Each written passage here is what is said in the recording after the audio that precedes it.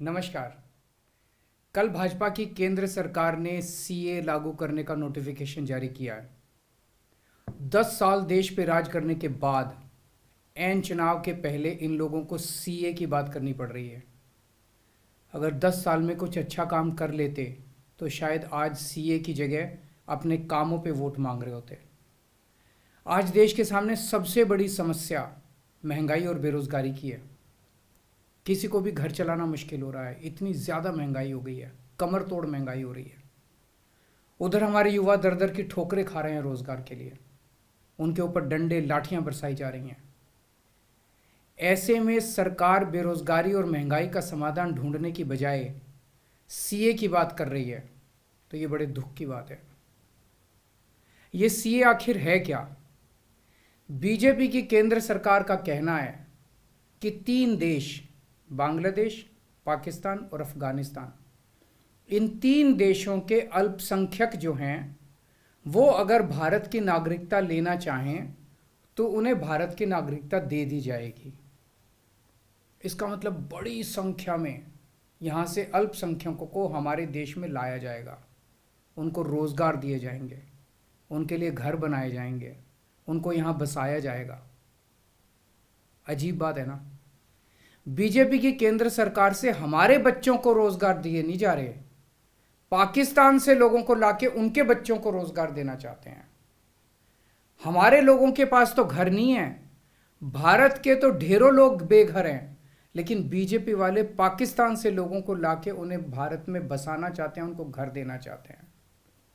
हमारे रोजगार उनके बच्चों को देना चाहते हैं, हमारे हक के घर उनमें पाकिस्तानियों को बसाना चाहते हैं। भारत सरकार का जो सरकारी पैसा हमारे परिवार और देश के विकास पे खर्च होना चाहिए, वो पैसा पाकिस्तानियों को भारत में बसाने पे खर्च किया जाएगा। इन 3 देशों में लगभग 2.5 से 3 करोड़ अल्पसंख्यक हैं। ये तीनों बहुत गरीब देश हैं। जैसे ही भारत के दरवाजे खुलेंगे, इन 3 देशों से भारी भीड़ हमारे भारत में आ जाएगी। अगर इन 2.5-3 करोड़ में से 1.5 करोड़ लोग भी भारत आ गए तो कौन देगा इनको रोजगार?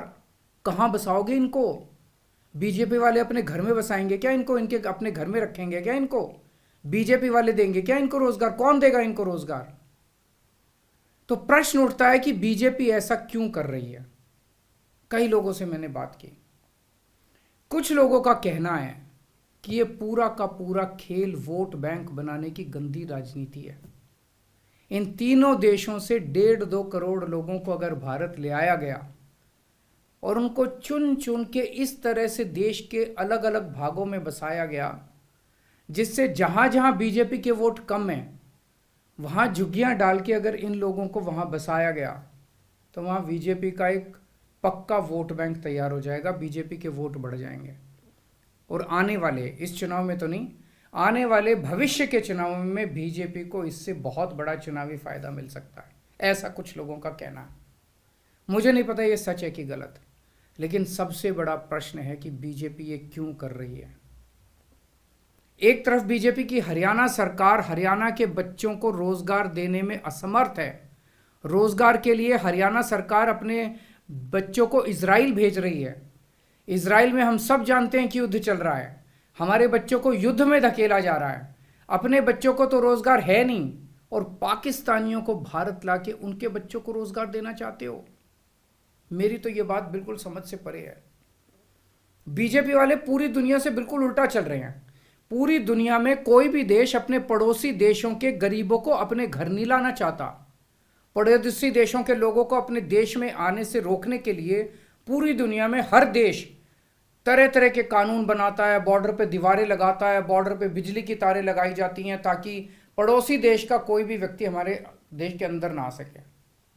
बीजेपी शायद अकेली पार्टी है पूरी दुनिया की जो पड़ोसी देश के गरीब लोगों को अपने देश में घुसाने के लिए दरवाजे खोल रही है, बिल्कुल उल्टा कर रही है। एक और बात है सोचने की, पिछले 10 सालों में 11 लाख से ज्यादा भारत के बड़े बड़े अमीर उद्योगपति और व्यापारी भारत छोड़ के चले गए। ये लोग भारत में फैक्ट्री चलाया करते थे, इंडस्ट्री चलाया करते थे, बड़े बड़े व्यापार किया करते थे, लाखों लोगों को नौकरी देते थे, रोजगार देते थे। ये बीजेपी की गलत नीतियों और उनके अत्याचार से तंग आके भारत छोड़ के चले गए।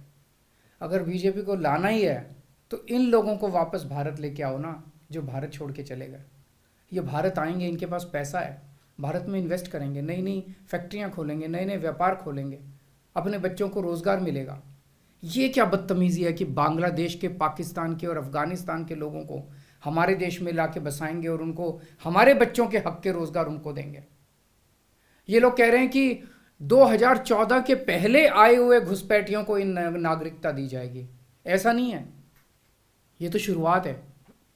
एक बार ये सिलसिला चालू हो गया, एक बार दरवाजे खुल गए तो फिर बहुत बड़ी संख्या में पाकिस्तानी और बांग्लादेश से लोग भारत में आने लगेंगे। आज बीजेपी कह रही है 2014 के पहले आए हुए लोगों को ही नागरिकता दी जाएगी। देख लेना, अगले चुनाव में ये बीजेपी वाले इस तारीख को बढ़ा के 2024 कर देंगे कि 2024 के आए हुए पहले वाले लोगों को दी जाएगी, और फिर इसे और आगे बढ़ा देंगे। मोटी मोटी बात यह है कि पाकिस्तानियों और बांग्लादेशियों के लिए भारी संख्या में भारत आने के लिए बीजेपी सरकार ने दरवाजे खोल दिए। ये देश के लिए बेहद खतरनाक है, और इसका सबसे ज्यादा खामियाजा उत्तर पूर्व, नॉर्थ ईस्टर्न स्टेट्स भुगत रहे हैं, खासकर आसाम। आसाम के लोगों की भाषा और संस्कृति खतरे में पड़ चुकी है, क्योंकि वहां पे बांग्लादेश से इतनी बड़ी संख्या के ऊपर इलीगल माइग्रेशन हुआ है। अब बीजेपी कह रही है कि इलीगल माइग्रेंट जो आए हैं उनको हम नागरिकता देंगे, उनको हम बसाएंगे, आसाम में बसाएंगे। आसाम के लोग बहुत नाराज हैं। एक तरह से देखा जाए तो हेमंत बिश्व शर्मा जो बीजेपी के मुख्यमंत्री हैं, उन्होंने धोखा दिया अपने लोगों को। अपने असम के लोगों की खातिर उन्हें सीए का विरोध करना चाहिए था। उन्हें कहना चाहिए था कि असम के लोगों की संस्कृति और भाषा दोनों खतरे में है, ये बिल्कुल बर्दाश्त नहीं किया जाएगा। तो दोस्तों, पूरे देश की मांग है कि सीए को वापस लिया जाए। हम किसी हालत में अपने बच्चों की नौकरियां, अपने बच्चों के रोजगार दूसरे देश के लोगों को किसी हालत में नहीं देंगे। और अगर बीजेपी नहीं मानती, तो इसको वापस नहीं लेती, तो इस चुनाव के अंदर बीजेपी के खिलाफ वोट करके आप अपना गुस्सा जाहिर कीजिए। नमस्कार।